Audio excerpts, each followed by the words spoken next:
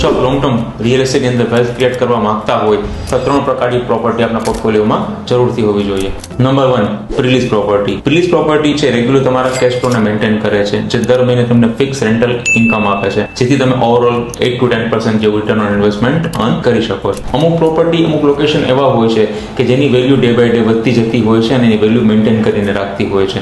રાજકોટની વાત કરીએ તો Yagnik road, Kalawad road, 150 feet ઇન રોડ, આ બધા લોકેશનમાં આવેલી પ્રોપર્ટીને તમે ટાઈમલેસ પ્રોપર્ટી ગણી શકો, જેની વેલ્યુ ડે બાય ડે વધતી જ રહેવાની છે. Point number 3, rotational property.